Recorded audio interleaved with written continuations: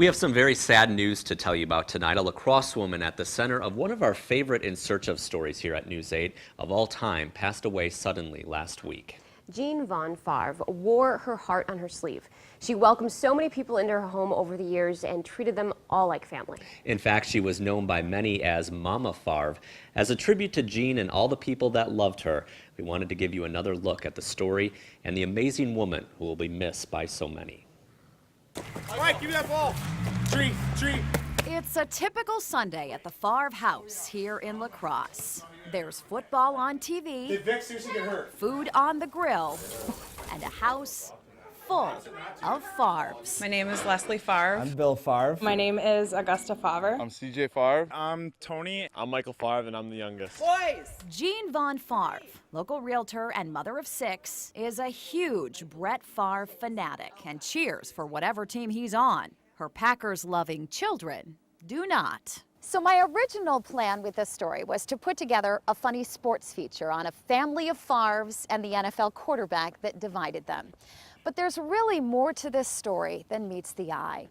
And to truly appreciate this family and who they are today, we need to go back a few years when Jean Favre was just Jean Vaughn. The year is 1999, and Jean is a single mom raising 6 kids on her own.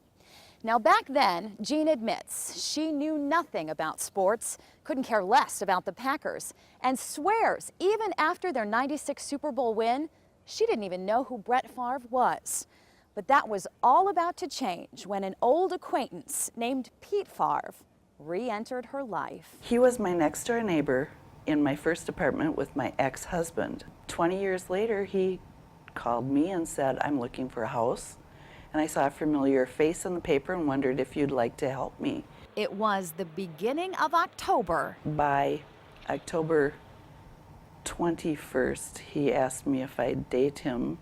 The 22nd, he asked me if I'd marry him. A whirlwind romance that culminated with a wedding in December. There, Pete's 2 children sat side by side with Jean's 6, creating their new family. Everybody gets along really well.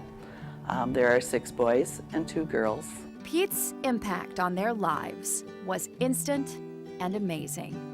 First, he adopted Jean's youngest 3 children, while the other 3 legally took on his name.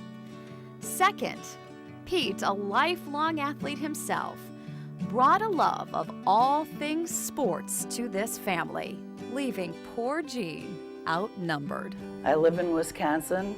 I have 6 sons that play every sport known to man. I wasn't crazy about sports, and my last name was Favre. It didn't get any worse.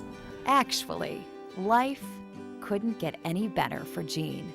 All was well and good in the Favre household until that fateful February day.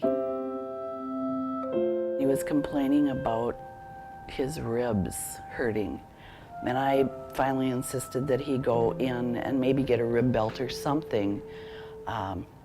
They did an x-ray and came back and told us that he had lung cancer. And then it turned out that it was inoperable. And then he died in October.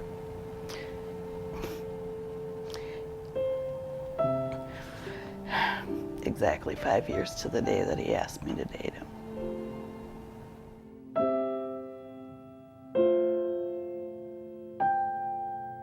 It's been 6 years now since Pete's death, but his presence is still all around. Go! First off, Jean is now a permanent fixture on the bleachers of many a local sporting event. I can honestly tell you, I don't always know what's going on. There seems to be just an amazing amount of rules for every sport. Currently, CJ Favre plays baseball for Viterbo. CJ always has a picture of Pete in his hat. Tony Favre is on the football team at UWL. And Michael Favre just wrapped up his football season appropriately sporting the number 4 jersey for the Aquinas Blue Goals. Michael Favre with a touchdown for Aquinas. They do what they do for their dad. Dry ribs here. Which brings us back to where we started. That sacred Sunday gathering that has continued all these years. Sure, you can find a house full of Favres, but you'll also find a lot of adopted family as well. My parents divorced when they were younger, and my mom hasn't been around as much in my life, and luckily enough that I got to meet Jeannie. She's like my mom to me, so. Love you, thank you very much.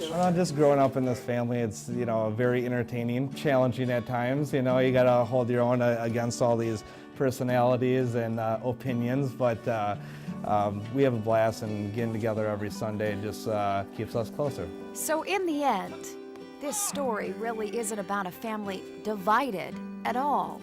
It's about a family that has come together and stayed together thanks to the heart of their team. Now, she would say that was him, but the truth is, it's really always been her. In La Crosse, with photographer Kirk Arneson, Jennifer Livingston, News 8.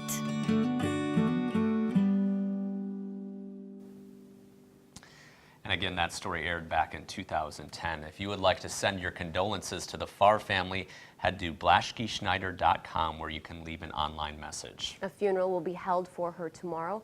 Jean Favre was 62 years old.